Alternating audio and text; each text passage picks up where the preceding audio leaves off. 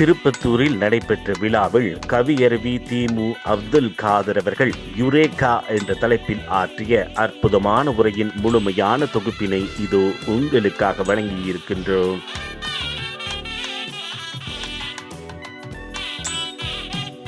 நேற்றைக்கு மழை பெய்தது.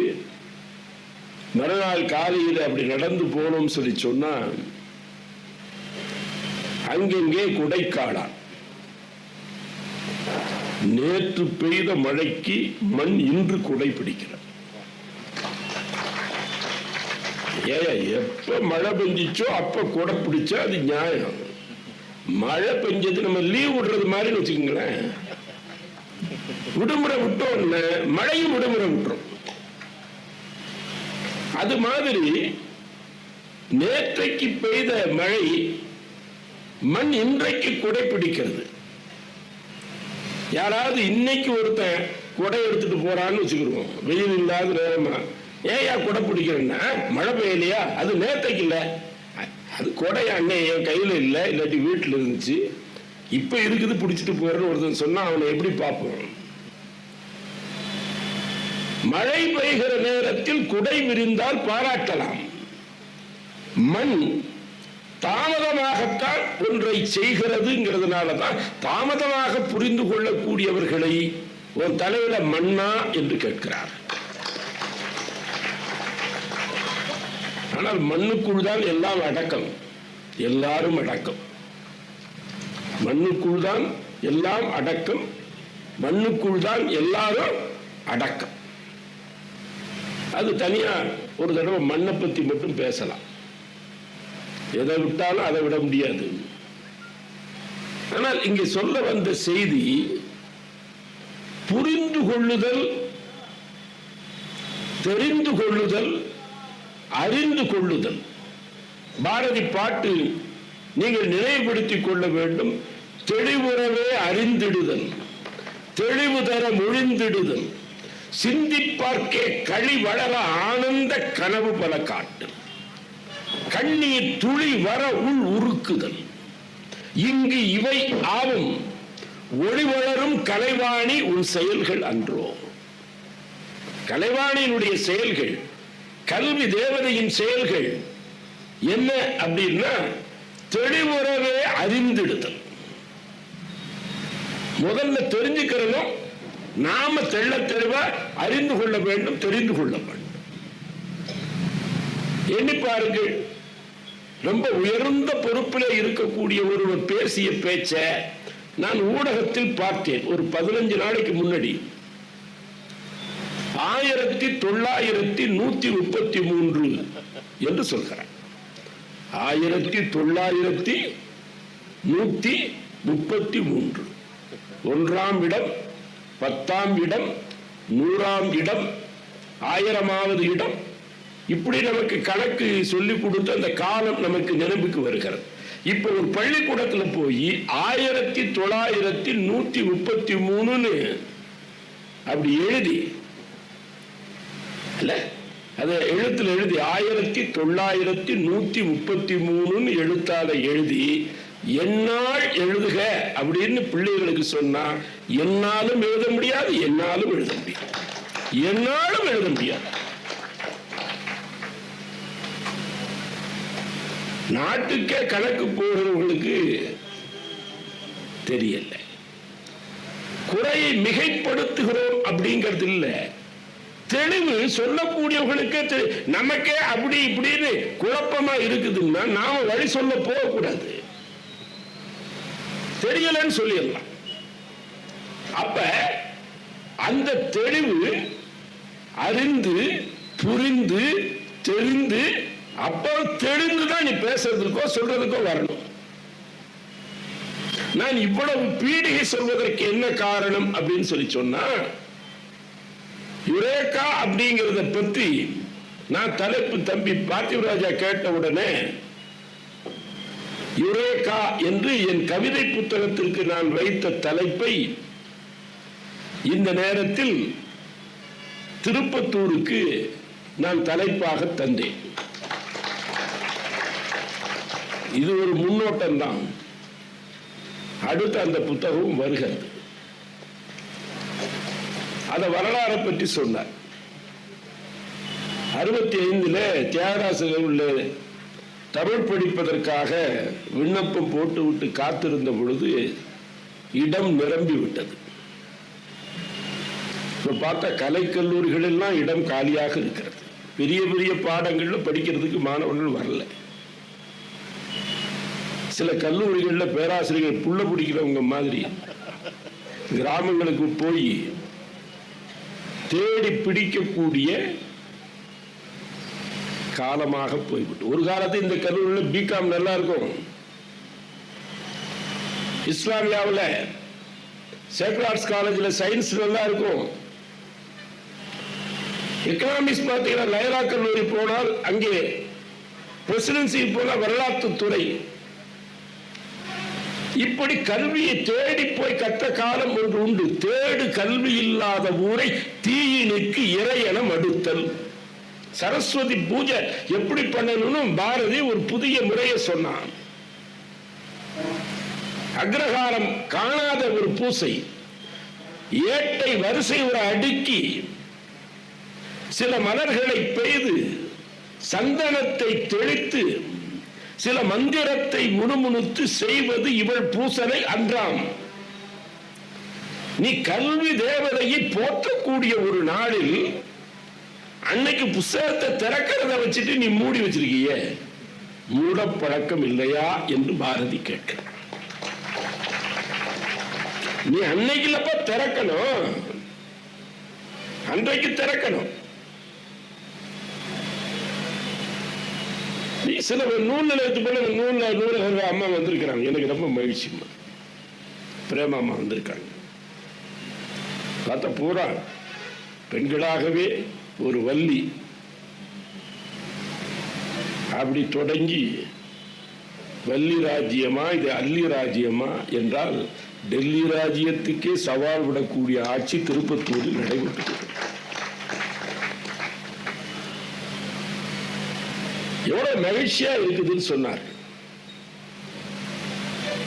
அப்ப புத்தகத்தை அன்னைக்கு போய் மூடி வைக்கலாமா? அது மூட பழக்கம் இல்லையா? அவன் தான் ரொம்ப தைரியமா கேட்டார். அப்ப பூஜை பண்ணிட்டோம் சொல்லி சொன்னா கற்பூரம் கொளுத்தணுமா இல்லையா? சூட கொளுத்தணுமா இல்லையா? தேடு கல்வி இல்லாத ஊரை தீயினுக்கு இறையென மடுத்தல். படிக்கிறத தேடி போகாத ஊர் இருந்து போயில அதை கற்பூரம் மாதிரி எரிச்சிடுறாங்க பாருங்க. பூஜைக்கு நீ ஏதாவது அது ஒரு சூடம் கொளுத்துதல் தொடக்கம் என்று சொன்னால் கற்பூரம் கொளுத்துவ தேடு கல்வி இல்லாத ஊரை தீயினுக்கு இறையென மடுத்தல். எவ்வளவு கோபம் பாருங்க. அப்ப கல்வி என்பது தேடி செல்ல வேண்டும் அப்படிங்கிற ஒரு காலம். அப்ப கல்வி கற்பிக்கப்படுகிற பொழுது தருகிற பொழுது அதை ஆங்கில வழியில் தருகிற பொழுது எவ்வளவு மிரட்சியா இருந்துச்சுன்னு எனக்கு தெரியும். பள்ளி வகுப்பு வரைக்கும் பைந்தமிழில் பாடம் கேட்ட நான் ஒரு சிற்றூர் புறத்தில் இருக்கிற கருத்தராவுத்தர் கல்லூரிங்கிற உத்தமபாளையம் இன்னைக்கு இருக்குது தேனி மாவட்டத்தில். அந்த கல்வி பணி இன்றைக்கு தொடர்கிறது. அங்க போகிற பொழுது நாங்க ஒரு பக்கத்து ஊரு சின்னமனூர், அங்கிருந்து ஒரு 250 மாணவர்கள் மிதிவண்டியில், அதுவே ஒரு ஊரோட மாதிரி இருக்கும். அத்தனை பேரும் போய் படிக்கிறதுக்கு வசதி இல்லை உள்ளூர்ல இருக்கிறதுனால மிதிவண்டியில போய் படித்த அந்த காலம். அங்க பார்த்தா சில சமயம் பஞ்சர் ஆயிடும், இல்லாட்டா பழுது வந்துடும். தாமதமா போகக்கூடிய நேரம். எங்க ஆங்கில பேராசிரியர் அவர் சேரநாட்டில் இருந்து வந்தவர், மலையாளம் தான் தெரியும், மலையாளம் கலந்த தமிழ் பேசுவார். வர்க்கின்னு பேர், வர்கீஸ். அற்புதமான பேராசிரியர். நாங்க சின்னமனூர்ல இருந்து வர்றோங்கிறது அவருக்கு சரிவர தெரியுமோ தெரியாத, தாமதமாக வகுப்புக்கு வந்து நின்றோம். அவர் இப்படி பார்த்தாரு. உள்ள வந்துட்டேன். ஆசிரியர் சொன்ன பிறகு உள்ள வரணும்.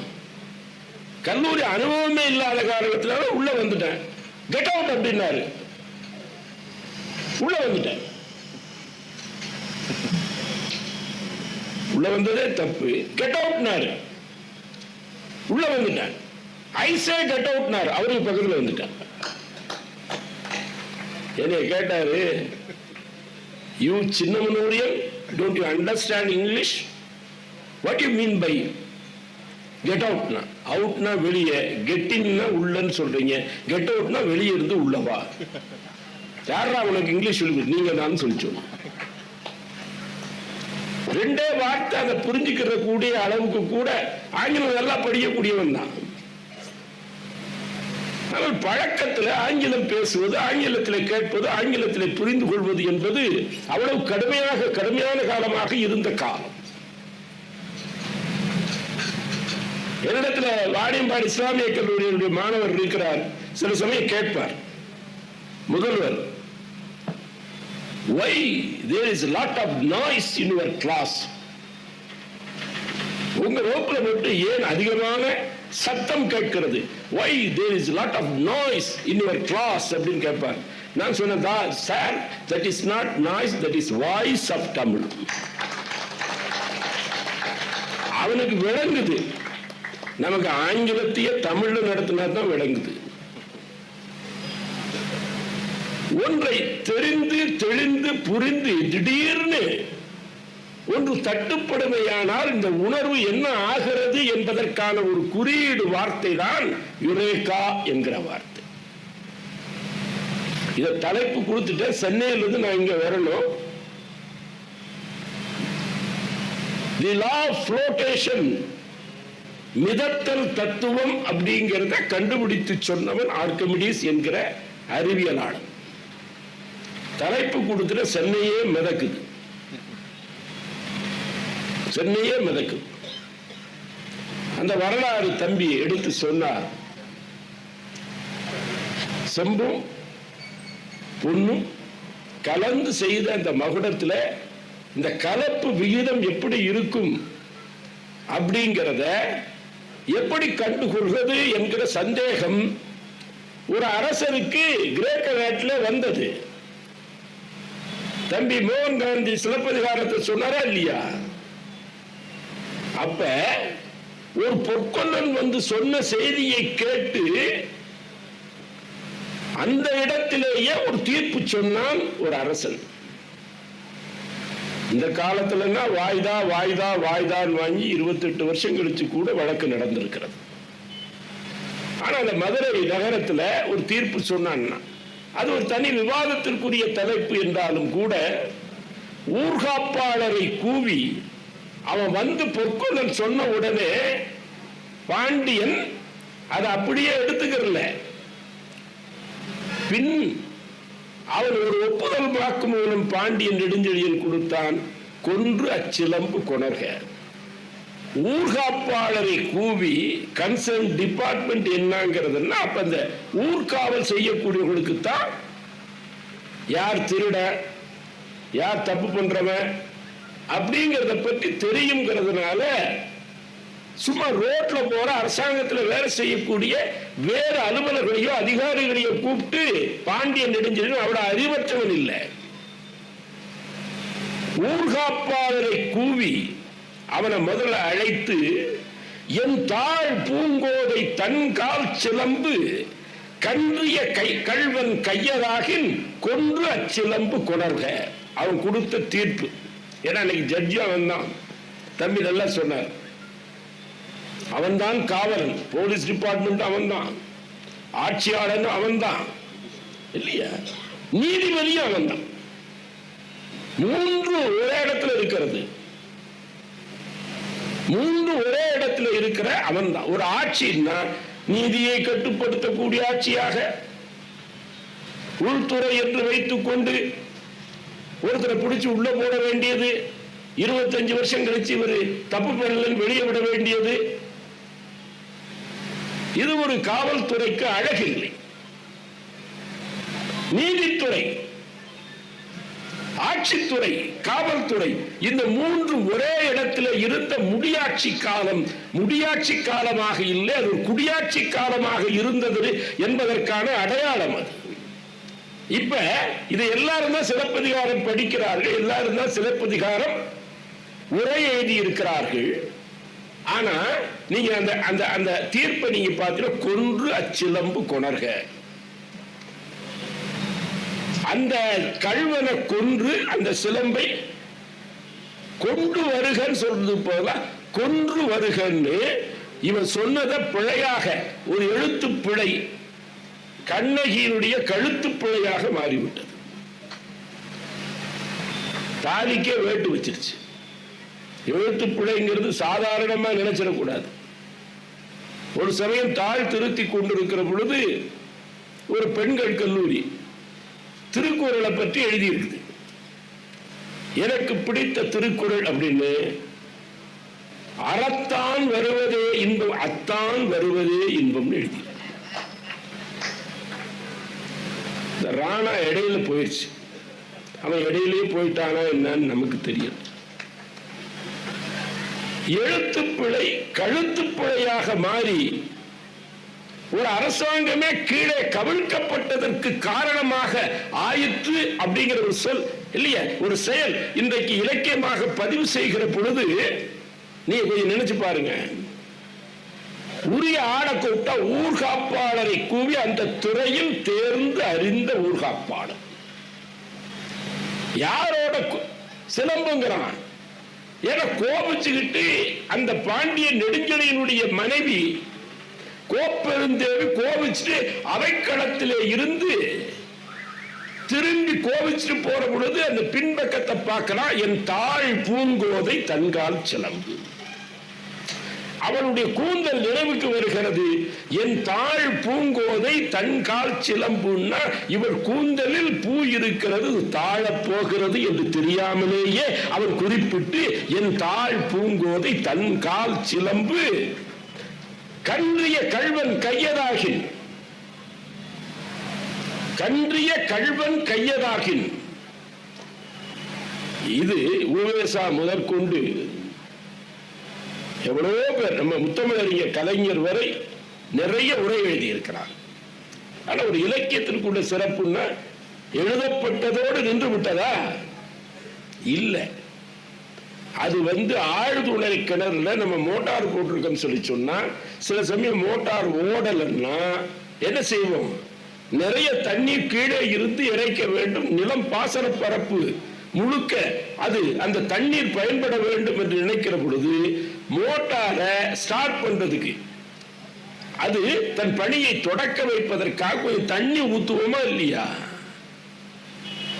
அப்ப கொஞ்சம் தண்ணீரை ஊற்றினால் ஏராளமான தண்ணீர் கிடைக்கிறது என்ற அளவிற்குத்தான் படைப்பாளன் எழுத்தாளன் மோட்டார்ல ஊத்துற தண்ணி மாதிரி இலக்கியத்தை படைக்கிறான். படிக்கிறவன் தான் அதுல ஏராளமான தண்ணீரை எடுக்கிறான்.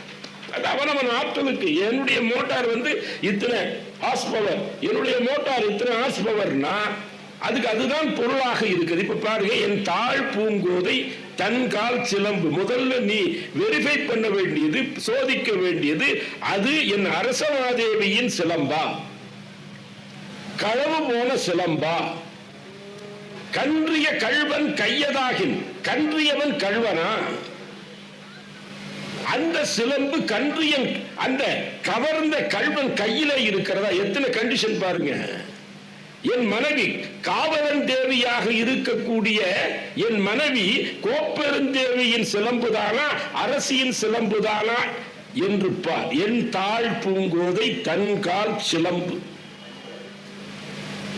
கன்றியவன் ஹேபிச்சுவல் அஃபெண்டர், அவன் வளமையாக திருடக்கூடியவன். கன்றியவன் கள்வன் தானான்னு பாரு. ஏன்னா திடீர்னு கூட ஒரு கள்ளன் திருடிட்டு ரோட்ல போற ஒருத்தர் கையில ஒரு பைய போட்டுட்டு அவன் ஓடிடுவான்.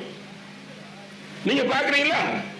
நாட்டில் நடக்கக்கூடிய பல நிகழ்ச்சிகளை பார்த்தோம் சொல்லி சொன்னா இல்லையா, தப்பு தப்பு தப்பு என்று மக்கள் அலறுகிறார்கள், ஓடுகிறார்கள், திருடனை பின்தொடர்ந்து ஓடுகிறார்கள். தப்பு தப்பு தப்பு. கள்வன் காதல் என்ன விழுகிறது? தப்பு தப்பு தப்பு. நீ பண்ணது தப்பு இல்ல, தப்புல இருந்து தப்பு. நல்லா தட்டலாம். சொல்றது பூரா யுரேகா தான். அவன் திடீர்னு கலப்பு என்ன அப்படிங்கிறத கண்டுபிடிச்சதுக்கு ஒரு அந்த யோசனை அவன் நீந்தி கொண்டிருக்கிற பொழுது தொட்டியில குடிச்சுக்கிட்டு இருக்கிற பொழுது ஞாபகத்தை யுரேகா, நான் கண்டுகொண்டேன் என்று வர்றது அவைக்களம், வரக்கூடிய இடம், அது குளிக்கக்கூடிய உடையில எவனாலும் வருவானா, அதெல்லாம் மறந்துட்டு அரசன் கேட்டக்கூடிய அந்த கேள்விக்கு எனக்கு விடை தென்பட்டு விட்டது என்கிற அந்த மகிழ்ச்சி இருக்குது. தெரியாத ஒன்றை, புரியாத ஒன்றை, அறியாத ஒன்றை, உலகத்தில் மிதத்தல் தத்துவம் என்று அதுவரைக்கும் அறிவியல் இல்லாத ஒன்றை கண்டுகொண்டேன் என்று ஓடோடு வந்த பொழுது நெகிழ்வாக அவன் எழுப்பிய ஒலி, அதற்கு பெயர்தான் யுரேகா. ஒவ்வொரு இலக்கியமும் அப்படிப்பட்ட ஒலிக்கு வருகிறது. எங்க வந்துச்சுன்னா, பொன்சை கொல்லன் தன் சொல் கேட்ட யானோ அரசன். இவ்வளவு கண்டிஷன் போட்டு, டே அவன் திருடன் தானான்னு பாரு, திருட கையில வச்சிருக்கிறது என் தேவியினுடைய சிலம்பான் பாரு, அவன் தொடர்ந்து திருடக்கூடியவனான் பாரு, அவன் கையில வச்சிருக்கிறானான்னு பாரு, இவ்வளவு அசர்டைன் பண்ணி உறுதி பண்ணித்தான் நீ அவனை நடவடிக்கை எடுக்கல. ஏன்னா இவன்கிட்ட தான் அரசன், இவன்கிட்ட தான் நீதிபதி, இவன்கிட்ட தான் காவல்துறை, எல்லாம் அவன்கிட்ட இருக்கிறதுனால மூணுக்கு சேர்த்து கேட்டகாரிக்கா ஒரு அரசு ஆணை போடுகிறான். கன்றி இவ்வளவுதான் பார்த்துட்டு, அப்பா அவன் திருடன்னா, அதுதான் திருடப்பட்ட சிலம்புன்னா, அவன் ஏற்கனவே வளமையா திருடக்கூடியவன்னா, இதெல்லாம் நீ விசாரிச்சு பார்த்துட்டு அரசன் போய் அந்த முடியாட்சி காலத்துல தனித்தனியா போய் அரசனை போய் விசாரிக்கிறதுங்கிறது, எல்லா கேஸையும் விசாரிச்சாங்கன்னா என்ன ஆகும்? அரசனே ஒரு கேஸா மாறிடுவான்,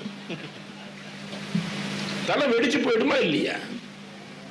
அதனால பிரித்து கொடுத்து அவர்களை விசாரிக்க சொல்றான். அப்பத்தான் சொன்ன, எங்க தப்பு பண்ண தெரியுமா? சாட்சி சொல்ல வந்தவனே திருடன். கவிக்கோவனுடைய ஒரு கவிதையை நான் சொல்கிறேன். திருடு கொடுத்த கண்ணகி காவல் நிலையம் சென்று களவு போன தன்னுடைய சிலம்புக்கு களவு போய்விட்டது என்று ஒரு முறையீடு கொடுக்க போனால் என்ன ஆகும்னு ஒரு காலத்துல ஒரு தலைப்பு மாணவர்களுக்கு கொடுத்து எழுத சொன்னார்.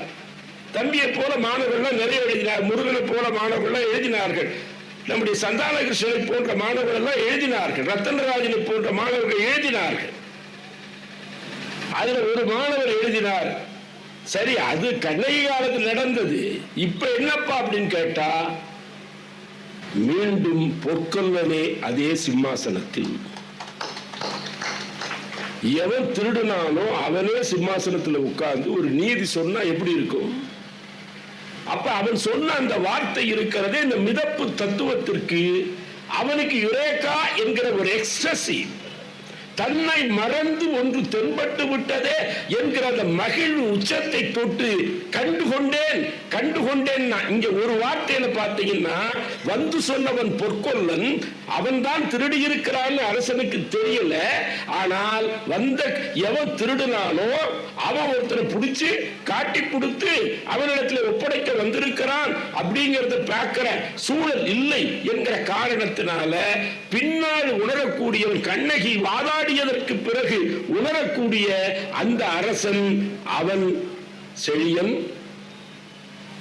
அவன் சொல்றான், பொன்சை கொல்லன் தன் சொல் கேட்ட யானோ அரசன். பொன்சை கொல்லன், இப்ப இதை கவனிக்க, இந்த சொல் எவ்வளவு அழகான இளங்கோவடிகள் எழுதி இருக்கக்கூடிய இந்த சொல்ல பாருங்க. பொன்சை கொல்லன், பொன்னை வைத்து நகை செய்யக்கூடிய கொல்லன் பொன்னை அப்படியே வைத்து நகை செய்ய முடியாது. அந்த உலோகத்தாலே அது பொன்னகை என்று பேரே தவிர அந்த பொன்னை வைத்துக் கொண்டு தங்கத்தை வைத்துக் கொண்டு நகை செய்ய முடியாது. 100% ஒரு சுத்தமான பொன்னை வைத்து நகை செய்ய முடியாது. பொன் செய் கொல்லன்னா நகை செய்வதற்குரிய பொன். பொண்ணுன்னா உலகம் அர்த்தம், மெட்டல் அர்த்தம். இரும்பொன் அப்படின்னா இரும்புன்னு அர்த்தம், செம்பொன்னா தங்கம் அர்த்தம். சிவப்பு நிறத்தில் இருக்கிற உலோகம், கருப்பு நிறத்தில் இருக்கிற உலோகம் என்று பொன் என்பது இட்ஸ் எ காமன் டேர்ம். அது ஒரு பொதுவா உலோகத்தை குறிக்கக்கூடிய சொல். வழக்கத்துல காலகாலமா கடந்து இன்னைக்கு தங்கத்திலேயே அது தங்கி விட்டது. அதுக்குதான் தங்கம்னு பேர் வச்சிருக்கு. கருப்பா இருக்கக்கூடிய பொண்ணுன்னா கருப்பா இருக்கக்கூடிய உலோகம்னு அர்த்தம். செம்பொன் சொல்லி சொன்னா சிவப்பா இருக்கக்கூடிய உலோகம்னு அர்த்தம். இப்ப என்ன இந்த இளங்கோவடியை பாருங்க, ரெண்டே சொல். பொன் செய் கொல்லன், நகை செய்வதற்கு பொன்னை ஆயத்தப்படுத்தக்கூடிய பொற்கொல்லன் அவன். அப்படி அவன் தொழில் தெரிந்து அவன் அரண்மனையில வேலை பார்க்கிறவங்கிறது தெரிந்து தெளிந்த அரசன்.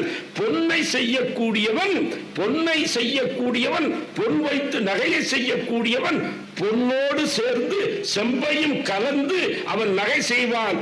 அதை போல உண்மையோடு பொய்யையும் கலக்கக்கூடியவன் என்கிற எண்ணம் அவனுக்கு வராமல் போய்விடும். எவ்வளவு அழகான வார்த்தை.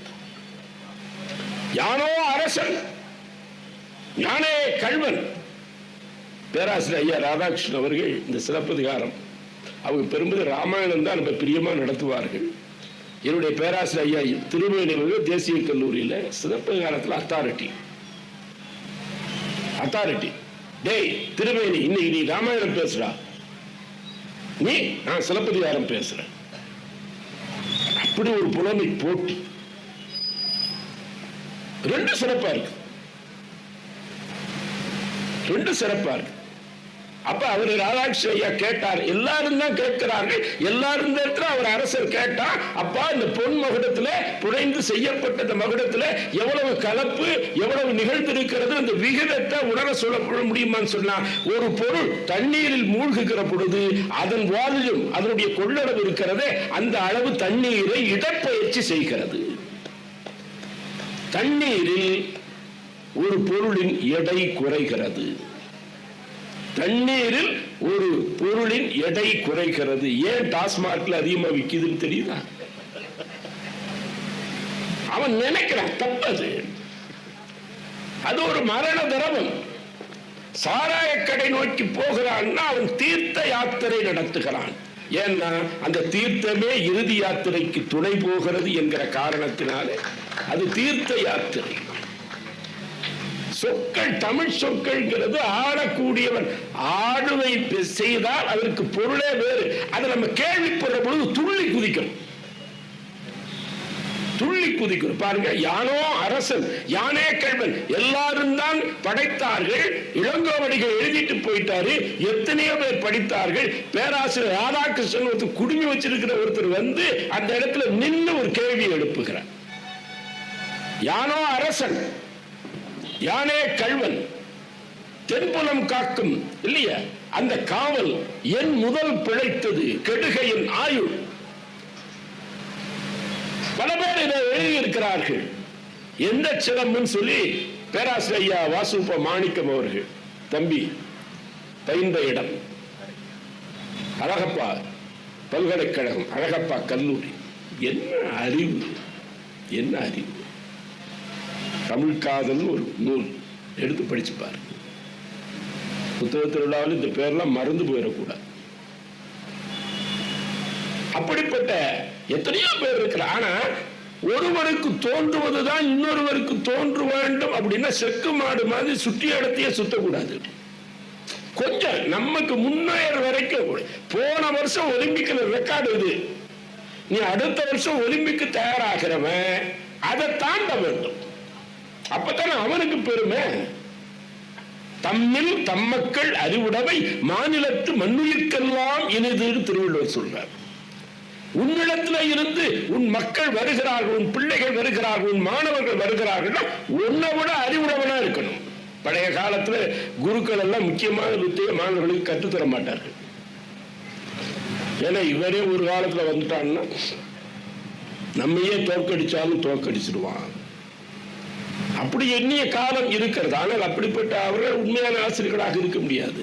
தம்மின் தம்மக்கள் அறிவுடைமை உனக்கு மட்டும் சொந்தம் இல்ல, உன் மக்கள், நீ தந்தை தாய்ங்கிறதுனால சொன்ன மாநிலத்து மண்ணுயிர்க்கெல்லாம் இனிதுங்கிறதுனாலதான் இன்னைக்கு தீபம் ஏற்றப்படக்கூடிய திருவண்ணாமலை திருக்கோயில்ல சிவ சிவா என்கிற ஒளி விளக்கு ஒழுகிறதுன்னா கண்டுபிடித்த தாமஸ் ஆல்வா எடிசன் ஒழுந்து கொண்டிருக்கிறான் என்று.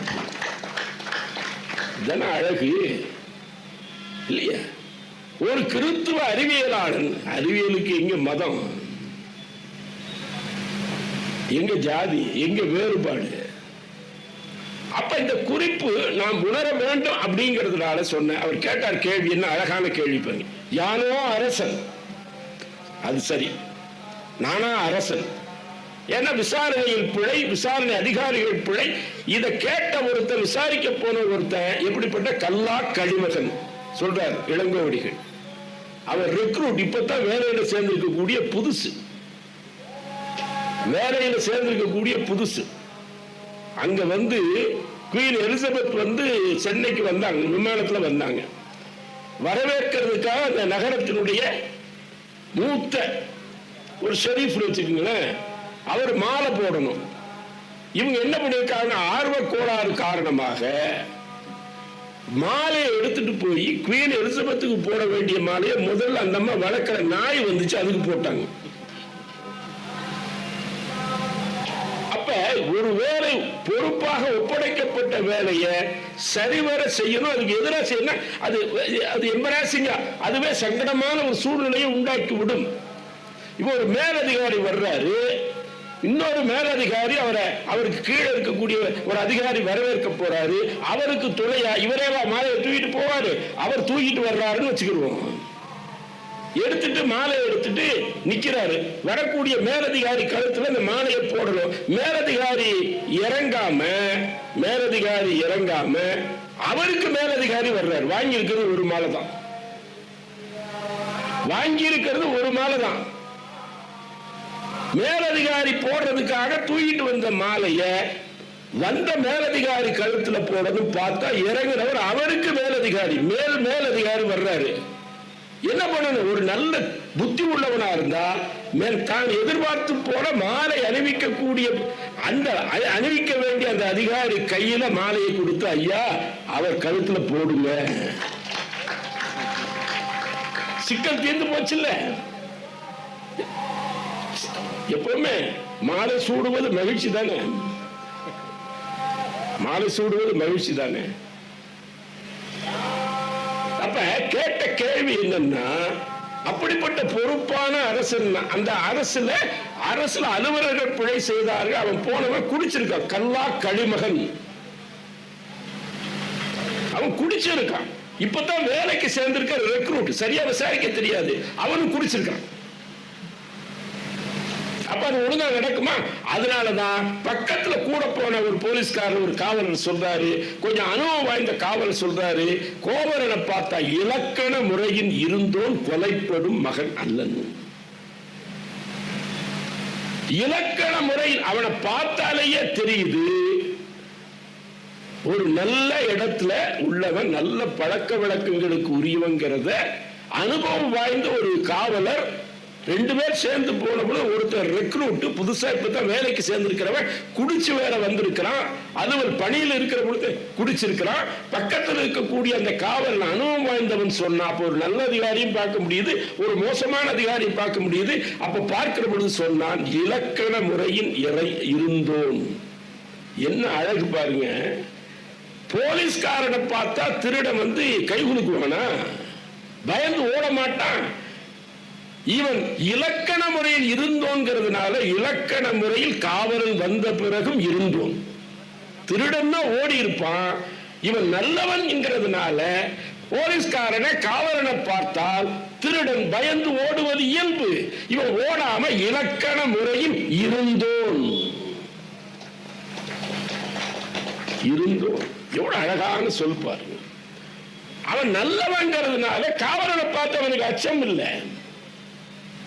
காவல்துறை அவரை பார்த்து அச்சம்ங்கிறது தேவையில்லை.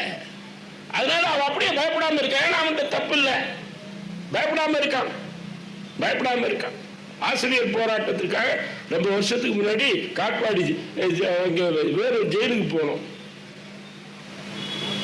அங்க உள்ள போன பொழுது ஆசிரியர்கள் அலுவலர்கள் சேர்ந்து எங்களுக்கு தகவல் சொன்னார்கள், அங்க கைதிகளுக்கு 35 பைசா, அப்ப வந்து ₹1 5 ஒரு 3 நாள் உணவுக்கு கைதிக்கு செலவழிக்கக்கூடிய அந்த பணத்துல உள்ளே இருக்கக்கூடிய அந்த பொறுப்பில் இருக்கக்கூடியவர்கள் அதுல வந்து பாதிக்கு பாதி திருடி விடுகிறார்கள். ஏண்டா வெளியே திருடுனா ஜெயிலுக்குள்ள போடுற, ஜெயிலுக்குள்ளே திருடுறாங்க.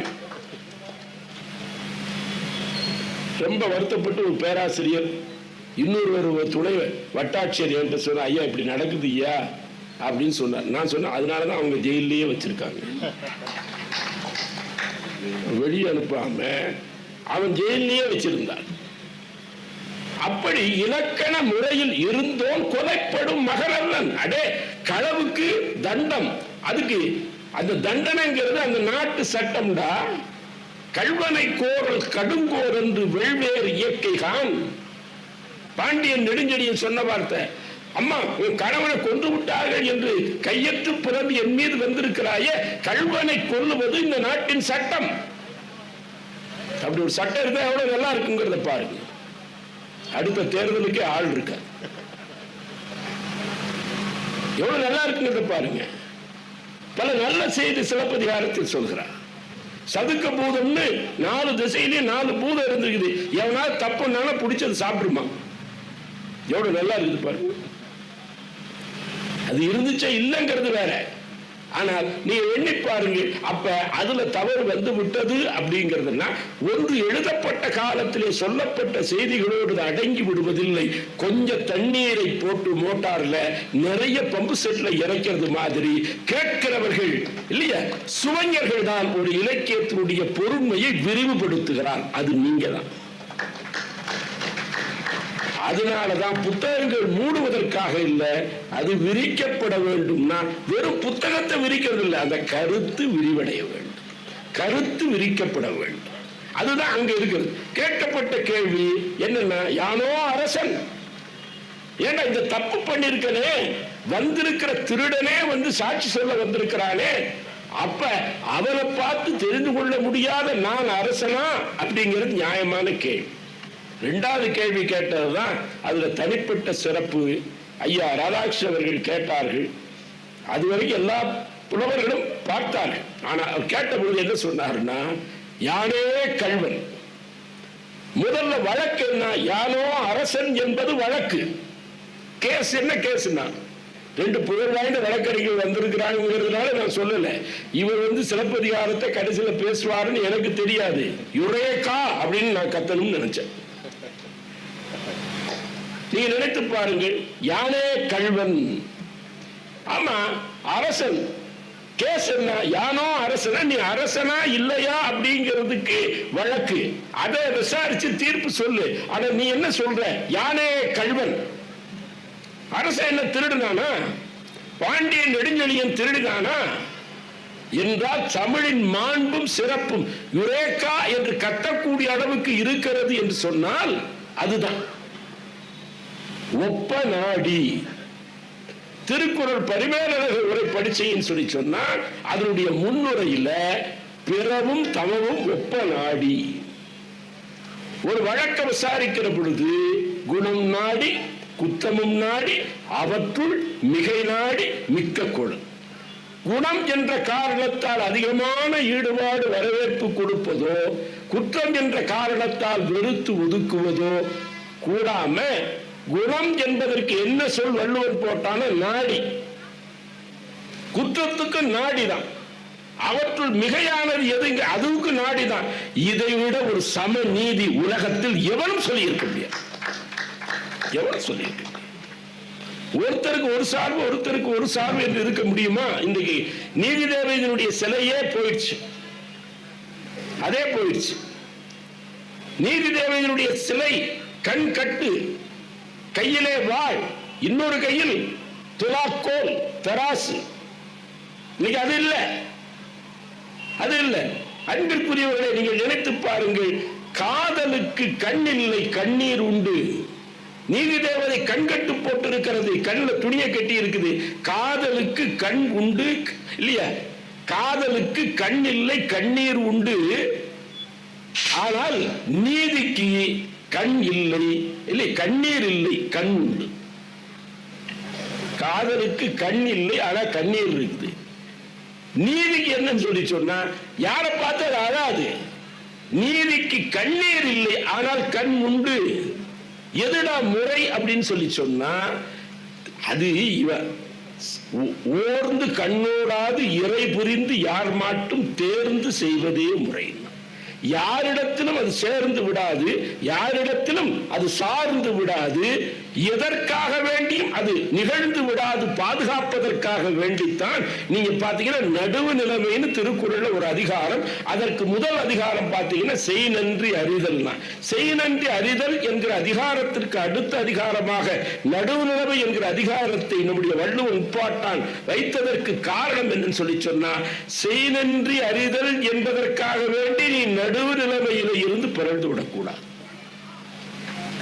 ஏன்னா உனக்கு நீதிபதி போஸ்ட் வாங்குறதுக்கு யாராவது ஒரு ஆட்சியாளன், ஒரு அரசியலாளன் உதவி இருப்பான். அந்த நன்றிய அவனுக்கு எதிராக வழக்கு வர்ற பொழுது நீ நியாயமா நடந்துக்கிறனுமே தவிர இல்ல செய் நன்றி அறிதல் அதற்கடுத்து நடுவு நிலைமை. இது அதிகாரத்தில் வைத்து சொன்னதற்கு காரணம் அதிகாரத்தில் இருப்பவர்கள் இதை உணர வேண்டும் என்றார். அதிகாரத்தில் இருப்பவர் உணர வேண்டும். ஞாபகம் வந்துருச்சுங்கிறதால சொல்றேன். ஒரு ஏறத்தாழ 1330 மாணவர்களை அழைத்துக் கொண்டு நம்முடைய கவிப்பேரரசு வைரமுத்து அவர்கள், அப்ப தருண் விஜய் அப்படின்னு ஒரு நாடாளுமன்ற உறுப்பினர், அவர் திருவள்ளுவர் சிலை என்று அதிகமாக பேசி தமிழ்நாட்டில் அடிக்கடி வந்து கொண்டிருந்த ஒரு காலகட்டத்தில் அவர் கையில் ஒரு திருவள்ளுவர் சிலையை கொடுத்து காசியில கொண்டு போய் வைங்கன்னு சொல்லி கொடுத்த பொழுது திருவள்ளுவர் சிலை அங்கே கேட்பாரற்று ஒரு பார்க்கில் கீழே படுத்து கிடந்துச்சு. ஆனா அவர் ஒரு நல்ல காரியம் செஞ்சார். தருண் விஜய் ஒரு நல்ல காரியம் செய்தார். வைரமுத்தோடு தமிழ்நாட்டிலிருந்து அரசு பள்ளியில் படிக்கக்கூடிய 1330 மாணவர்கள் நம்ம நாடாளுமன்றத்துக்குள்ள, பழைய நாடாளுமன்றத்துக்குள்ள அழைத்து நாடாளுமன்ற சட்டங்கள் இயற்றக்கூடிய இடத்தை அந்த பிள்ளைகளுக்கு, தென்கோடியில இருந்து தமிழ்நாட்டில் இருந்து வரக்கூடிய அந்த பிள்ளைகளுக்கு உள்ளே அழைத்து சென்று அந்த பிள்ளைகள் ஆவலோடு ஒவ்வொருத்தரும் அங்க எண்ணிக்கை குறைவா இருக்குது இருந்தாலும் 1330 இருக்க இல்லை. இருக்கிற பிள்ளைகள்லாம் கொஞ்ச நேரம் உட்கார்ந்து பார்க்க வேண்டிய எம்பிக்கள், நாடாளுமன்ற உறுப்பினர்கள் இருக்கையில உட்காருது. ஒரு சின்ன பிள்ளை நான் எந்திரிக்க மாட்டேன், நான் தான் இருப்பேங்குது. அது பிற்காலத்துல அப்படித்தான் வந்துடும் போல தெரியுது நமக்கு. இன்னொரு பிள்ளை நீ இருக்கக்கூடாதுங்குது. இது எதிர்கட்சி பிள்ளை போடுறது இல்ல, இது எதிர்கட்சி பிள்ளை போடுறா. ரொம்ப நாளைக்கு முன்பு எழுதினேன், நாடாளுமன்றத்தில் நாற்காலிகள் தான் அணி மாறுவதில்லை. ஏன்னா அது பிக்ஸ் பண்ணி வச்சிருக்கான். நம்ம தமிழ்நாட்டு பிள்ளைகள் ஆவலோட எம்பி உட்காரக்கூடிய நாற்காலியில் அவ்வளவு மகிழ்ச்சியா உட்காருது. இதெல்லாம் படப்பதிவில் இருக்குது, நீங்க போட்டு பாருங்க, போட்டு காட்டுங்க. அதுல என்ன அவர் சொன்னாரு, எல்லாம் மகிழ்ச்சியா முடிஞ்சிட்டு வெளியே இந்த பிள்ளைகள் வருகிறது, இந்த பிள்ளைகள் வருகிறார்கள். வருகிற பொழுது தொலைக்காட்சி ஊடகத்தை சார்ந்து நிறுத்துகிறார்கள். தமிழ்நாட்டு பிள்ளை ஒரு பிள்ளை இடத்துல நாடாளுமன்றத்திற்கு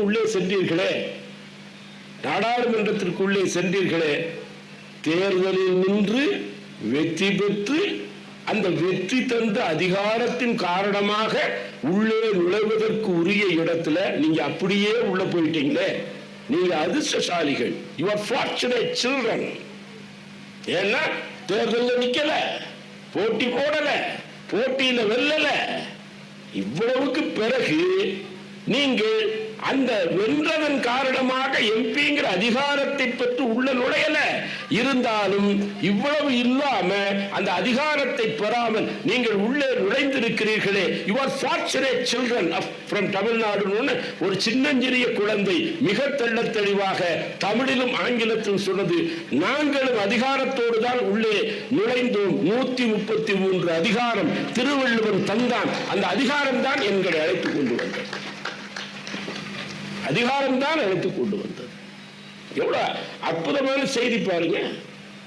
திருக்குறள் படிச்சிருந்ததுனாலதான் தேர்தலே போட்டியிடாம அங்க உள்ள அந்த குழந்தைகள் அன்றைக்கு உள்ள நுழைய முடிந்ததுன்னா, இது உள்ளே நுழைய வேண்டும் என்கிற ஒரு இலக்கை அந்த குழந்தைகள் வைத்துக் கொள்வதற்கு அதுதானே வேறாக இருந்தது, விதையாக இருந்தது என்பது உண்மைதானே. அதுதானே உண்மை.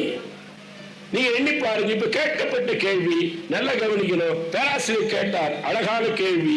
யுரேகான்னு கத்த வேண்டும் என்பதை போல இருக்கக்கூடிய கேள்வி. என்ன கேட்டாரு? ஐயா, யானோ அரசன்கிறது சரி, யானே கள்வன். அப்ப நான் அரசனா என்பது வழக்கு, யானே கள்வன் என்பது தீர்ப்பு. தீர்ப்புல இவன் தான் கள்வன்னா அரசன் என்ன திருடினான்னு கேட்டாங்க.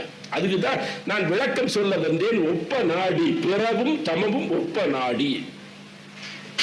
நினைவு வந்துவிட்டது என்கிற காரணத்தால் சொல்கிறேன். நெஞ்சத்தில் வைத்துக் கொள்ளுங்கள், பிறர் என்ற ஒரு சொல் இருக்கிறது, அடுத்தவர். தமர் என்று ஒரு சொல் இருக்கிறது, தம்மவர் நம்மவர் என்ற அர்த்தம். நம்ம பார்க்கிற பொழுது அவர் பிறரா தமரா, அவர் தமரா பிறரான்னா, பிறர் தமர் என்று இருக்கக்கூடியவர் தான் பிரதமராய் இருக்க வேண்டும். பிறரும் எங்காலும் கிடையாது. அவரு இவர் வேத்தாளு, இவர் வேற ஸ்டேட்டு, எனக்கு ஓட்டு போடாத ஸ்டேட்டு, இப்படிலாம் பார்க்க கூடாது. பிறர் தமர் என்பவர் தான் பிரதமர். இனி இந்த வார்த்தையை எங்க கேட்டாலும் உங்களுக்கு அதை உரைத்து பார்க்க வேண்டும் என்று தோன்றுமா இல்லையா? இப்ப பாண்டிய நெடுஞ்செழியன் கொடுத்த தீர்ப்பு, யானோ அரசன் யானே கள்வன். என்ன திருடுனாங்கிறதுக்கு பேராசிரியர் சொன்னார், யுரேகான் கத்தலாம். என்ன சொன்னார் சொல்லி சொன்னார், அன்பிற்குரியவர்களே, திருட்டுன்னா என்ன அப்படிங்கிறத உள்ளத்தால் உள்ளலும் தீதே பிறன் பொருளை கள்ளத்தால் கல்வேல் எனல்னு ஒரு திருக்குறள் இருக்கு. எது திருட்டு? அடுத்தவனுடைய பொருளை திருடுவது திருட்டு என்றாலும் அடுத்தவனுக்கு உரிய பொருளை தம் பொருள் என்று மனதால் எண்ணுவதே திருட்டு என்பதுதான் தமிழ் வேதமாக இருக்கக்கூடிய திருக்குறள். எவ்வளவு ஒரு உயர்ந்த பண்பாடு பாருங்க. நம்ம பொருள் ஒரு பொருள், அடுத்தவனுடைய பொருள் என்று ஒரு பொருள்.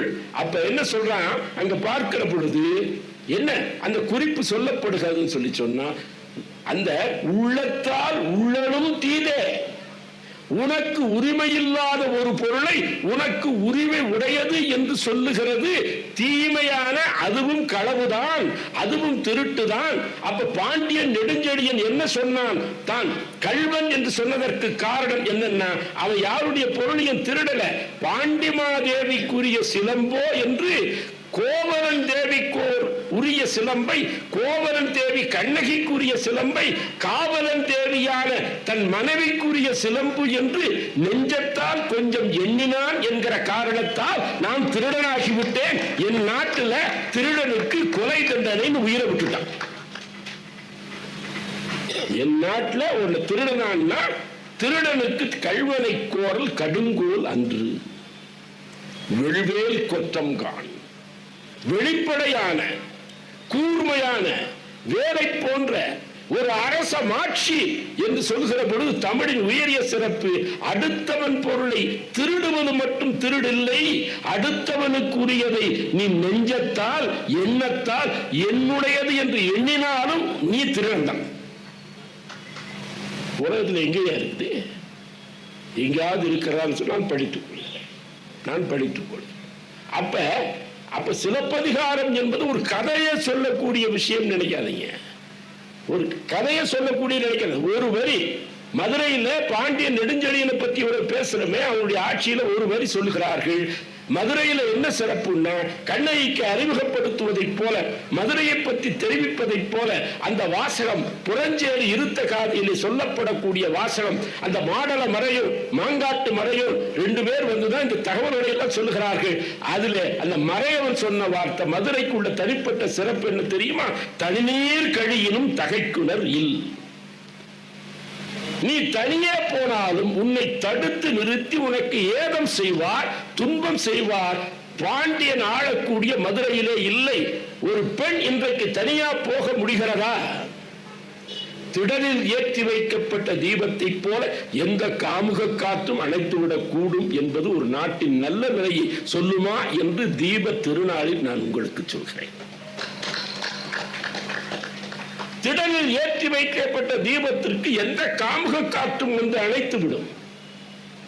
அப்ப பாண்டியன் நெடுஞ்செழியன் 2000 ஆண்டு காலத்திற்கு ஆண்ட மதுரை எம்பதியிலே நிகழ்த்திய அந்த ஆட்சி எப்படிப்பட்டதுன்னா, அடுத்தவன் பொருளை திருடுவது மட்டும் திருடில்லை, அவனுடைய பொருளை தனக்குரியதாக அது கோவலனுடைய மனைவிக்குரிய சிலம்பை தன் மனைவிக்குரிய சிலம்பாக தன் சொத்தாக மனதில் எண்ணியதும் திருட்டு என்று கருதிய காரணத்தால் தான் யானோ அரசன் என்பது வழக்கு, யானே கள்வன் என்பது தீர்ப்பு, கெடுக ஆயுள் என்பது தண்டனை. எல்லாம் ஒரு நொடியில இது கேஸ் போட்டது, நடத்துறது, அவர் முடிக்கிறது அப்படின்னு பார்த்தா 7-8 தலைமுறை ஆயிரம். 7-8 தலைமுறை ஆயிரம். நல்ல வழக்கறிஞர்கள் எனக்கு தெரியும், நான் எழுதியிருக்கிறேன். காசுக்கட்டை பார்த்தால் தான் கேசுக்கட்டை தூக்கும் வழக்குரைகள் உண்டு. காசுக்கட்டை பார்த்தால் தான் கேசுக்கட்டை தூக்கும் வழக்கறிஞர்கள் உண்டு. காசுக்கட்டை பார்க்காமல் பேஸ்கட்டையே பார்த்து வழக்கு தொடுக்கிறவர்கள் உண்டு. அதனாலதான் நீவார் கண்ணோய் எம்முன் வந்தோ யாரையோ நீ மடக்கொடியோ. என் நாட்டுல அரசன் அவைக்களத்துக்கு முன்னாடி கண்களில் அருவி கண்ணீர் பெருகுவதை போல வருகை தரக்கூடிய ஒரு பெண்ணும் வந்து நிற்கக்கூடிய ஆட்சியா என் ஆட்சின்னு கண்டளவே தோற்றான் உயிர். கண்ணகியை பார்த்தவுடனே அவன் உடம்பிலே இருந்து அது வெறும் கூடாக விழுந்து விட்டது. வழக்குரை காதையில் அவன் வீற்றிருக்கிற பொழுது அவன் உயிரோடு இருந்தானா என்பதே சந்தேகம்னா. பார்த்தவுடனே நீர்வார் கண்ணோய் எம்முன் வந்தோய் யாரையோ, ஐயோ யாரையோ மடக்கொடியோ, இளம் பெண்ணா இருக்கிற இளைய வயதுல கணவனை பறிகொடுத்து கொண்டு வந்திருக்கிறாய். என் ஊருக்கு கூடல் என்று பேர். கூடல், நீங்கள் கூட வேண்டியவர்கள் பிரிந்து போய்விட்டீர்களே, அதற்கு நான் காரணமாக ஆகிவிட்டேனே. நீர்வார் கண்ணோய் என் முன் வந்தோய் யாரையோ நீ மடக்கொடியோ என்று சொன்ன அந்த கண்ணகி சொன்னான், நற்றிடம் பரடா கொற்கை வேந்தேன்.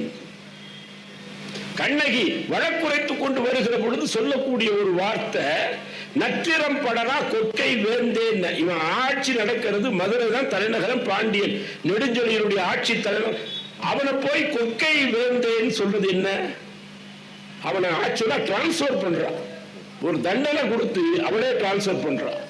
நல்லது எது கெட்டது என்று தெரிந்து கொள்ள முடியாத நீ இந்த ஊர்ல இருக்கிறதுக்கு லாயக்கு கிடையாது. நற்றிரம் படரா கொற்கை வேந்தே, கொல்லக்கூடிய கையை உடைய வேந்தனே கொற்கை வேந்தே என்பது ஒரு பொருள். ஒரு பெண்ணினுடைய தாலியை பறிப்பதா ஒரு ஆட்சியின் கோலம் என்று கேட்பதை போல கொற்கை வேந்தேன். அதை நம்ம இன்னும் நுட்பமா பார்த்தோம்னா யுரேகான்னு கத்தலாம். ஏன் அவனுக்கு அவளை பார்த்து ஐயோ அப்படின்னு அந்த ஒரு வார்த்தை கம்பன் பயன்படுத்தியது மாதிரி இளங்கோவடிகள் யாரையோ நீ மடக்கொடியோ இளைய பெண்ணே, இளைய வயதிலேயே கணவனை இழந்து வந்து நீ கைம்பெண் கோலத்திலே நிற்கிறாளே அப்படின்னு இளங்கோவன் ஒருத்தர் கண்ணகி திரைப்படத்துக்கு எழுதினார். நான் தம்பி ஒரு நாடக கலைஞரா இருக்கிறதுனால சொல்றேன், இந்த திருப்பி இந்த பழைய படம் கண்ணகி படம் வந்தா பாருங்க. கலைஞருக்கு முன்பு கூட வசனத்திற்காகவே ஒரு காலத்தில் தமிழ் வசனங்களுக்காகவே ஓடக்கூடிய அளவுக்கு ஆற்றல் வாய்ந்த தமிழுக்கு சொந்தக்காரர் இளங்கோவன். அந்த இளங்கோ இவர் ஆவி வடிவத்தில் அவருக்குள்ள புகுந்திருக்க. நான் ஒரு இடம் சொல்றேன், அந்த கண்ணகி திரைப்படத்துல அந்த பாண்டியனுடைய அவைக்களத்துல கண்ணகி வந்து நிற்கிற பொழுது கண்ணகி தன் கண்களில் வரையக்கூடிய கண்ணீர் துளிய அப்படி தொட்டு துடைத்து அப்படி சுண்டி விடுவான். இன்னைக்கு அதெல்லாம் அது பட சுருள அது நல்லா பாக்குற மாதிரி இருக்குதான்னு எனக்கு தெரியல. சுண்டி விடுவா. எங்க அப்பா கூட்டு கொண்டு போய் உட்கார வச்சு அந்த படத்தை காட்டிய விடுது. ஏன்னா சினிமா தியேட்டர்லயே எங்க கடை இருந்துச்சு. எந்த படத்துக்கு எனக்கு டிக்கெட் கிடையாது. எப்ப வேணாலும் போவேன், எப்படி வேணாலும் பார்ப்பேன். அப்படி பார்த்த காலத்துல அந்த கண்ணகி அழுது கொண்டே வரக்கூடிய கண்ணகி அந்த கண்ணீர் துளி அப்படி சொட்டு தூக்கி எறிவா. அந்த கண்ணீர் துளி என்ன எவ்வளவு அழகு பாருங்க. அப்படி வழிகிறது. ஐயோ கணவன் போயிட்டானே, வாழ வந்த ஊர்ல மாழ வந்த ஊராக மாறிவிட்டதே, வாழ்க்கை நிலை குலைந்து போய் இருக்கிறதே, அடியற்ற மரம் போலல்லவா ஆகிவிட்டோம். அந்நிய நாட்டில் வந்து தனக்கு தாங்கி பிடிக்கக்கூடிய தங்க கணவனை இழந்து விட்டோமே என்ற சோகத்தில் அருவி என பெருகி வரக்கூடிய கண்ணீர் துளியில தொட்டு அப்படி சுண்டி விடுகிற பொழுது அந்த கண்ணீர் துளி ஒன்று பட்டு இந்த நெற்றியில் இருக்கக்கூடிய சோப்பு குங்குமம் அப்படி அழியும். நான் ரொம்ப நாளைக்கு பிறகு அந்த படத்தை பார்த்த பொழுது கண்ணகி வார்த்தையால் வாதாடியதை விட கண்டளவே தோற்றான் உயிர் என்கிற சிலப்பதிகார வெண்பாவிற்கு ஒரு புதிய விளக்கம் கிடைத்ததை போல இருந்தது. அது கணவனை இழந்த காரணத்தால் அழுது கூவி அரற்றி சான்றோரும் உண்டுகொள் கொன்ற கொழுனர் உரு குறை தாங்கூரும் சான்றோரும் உண்டுகொள் தெய்வமும் உண்டுகொள் காய்கறி செல்வரே என் கணவன் கல்வனா என்று ஊர் கூட சித்தம் கலங்கி பித்தம் பிடித்து அலைந்து திரிந்த அந்த கண்ணகி காண்டியன் அவைக்களத்தில் போய் நெடுக பேசுகிறாள், வசனம் பேசுகிறாள், நீள பேசுகிறாள். யார் ஊர் பேர் என்னான்னு கேட்டதுக்கு அவளை அடுக்கடுக்கா பேசக்கூடிய கண்ணகி அந்த படத்துல இவ்வளவும் நடக்காம ஒரு சின்ன கண்ணீர் துளி எப்படி வீசி எரிகிறார். நெற்றியில் இருக்கக்கூடிய வட்ட நிற அந்த சிவப்பு நிற பொட்டு, அந்த பொட்டுல இந்த கண்ணீர் பட்டு அது பாதிய குறுக்க ஒரு கோடு மாதிரி விழுந்து அழிந்திருக்கிறது. அந்த வாழிடுவதற்கு வாயற்று போய் அந்நிய தேசத்தில் நின்ற அவலை பெண்ணின் வழக்கை சொல்வதற்கு அவள் நெற்றியில் முளைத்திருக்கிற புதிய உதட்டினை போல அந்த குங்குமம் கலைந்திருந்தது. சிவப்பு பொட்டு திலகம் ஒரு கண்ணீர் துளி அது பட்டு குறுக்கு அழிஞ்சு போயிருக்கிறது. க்ளோஸ்அப்ல காட்டுறேன் கேமராவில். அவள் துன்பத்தை துயரத்தை நான் எடுத்து சொல்வதை விட இல்லையா, நான் எடுத்து சொல்வதை விட அவள் துன்பத்தை சோகத்தை சொல்லக்கூடிய அந்த எல்லாமே சொல்ல முடியாம who will bear the agony of the unshed tears? கண்ணீர் வடிந்ததுன்னு சொல்லி சொன்னா சோகம் குறையும். who will know the agony of the unshed tears? ஒரு ஆங்கில கவிஞன் கேட்கிறான். வடிக்கப்படாத கண்ணீர் துளிகளால் இருக்கக்கூடிய சோகத்தின் கனத்தை எவனால் பாட முடியும்? அவர் வாதாடி ஓய்ந்து போய் நிற்கிற பொழுது அவருக்கு வாதாட கிடைப்பதற்கு கருப்பு கவுன் போட்ட ஒரு வழக்கறிஞர் இல்லை, சிவப்பு கவுன் போட்ட ஒரு வழக்கறிஞர் வந்ததை போல நெற்றியிலே இருக்கக்கூடிய அந்த குங்குமம் குறுக்கே கலைந்தது. நெற்றியிலே அவர் வழக்கை சொல்வதற்கு ஒரு புதிய உதடு முளைத்திருப்பதை போல இருந்தது. அப்படி பார்க்கிற பொழுது எதையும் அசட் சொன்ன உடனே அப்படியே எடுத்துக்கொள்ளாமல் அதையும் தாண்டி அந்த கவிதை, அந்த இலக்கியம், அந்த நூல், அந்த புத்தகம் தருகிற பொழுது தெருவில் ஆர்க்கிமிடிஸ் கத்தியதை போல யுரேகா என்றுதான் கட்ட வேண்டும். உலகத்தில் தரக்கூடிய இன்பங்களை வரிசைப்படுத்தினால் பாட்டினை போல் இன்பம் பாரின் மிசை இல்லையடா. பாட்டினை போல் இன்பம் பாரின் மிசை எத்தனை கோடி இன்பம் வைத்தாய் இறைவா, எங்கள் இறைவா என்று கோடிக்கணக்கான இன்பங்களை தெரிந்து அறிந்திருந்த பாரதி பாட்டினை போல் இன்பம் பாரின் மிசை இல்லையடா என்று தான் இருக்கிற கோபத்தை மறந்து ஒரு கோவண துணியோடு தான் பெற்றிருக்கக்கூடிய அந்த கருத்து தனக்கு புலப்பட்டது என்கிற மகிழ்ச்சியை யுரேகா என்று கத்திக்கொண்டு அரசன் அவைக்களத்திற்கு முன்பே நின்ற அந்த அறிவியலாளனுடைய எக்ஸ்பிரஸை, அவருடைய உச்சபட்ச உலகை, அதுதான் இலக்கியத்தின் மிகச்சிறந்த வெளிப்பாடாக இருக்கிறது என்பதை சொல்லி நிறைவு செய்கிறேன். இந்த பதிவை குறித்து உங்களுடைய கருத்துக்கள் வரவேற்கப்படுகின்றன. மறவாது ஐதர்மபுரி சேனலை சப்ஸ்கிரைப் செய்து பாருங்கள். இந்த நாள் இனிய நாளாக அமைய வாழ்த்துகின்றோம்.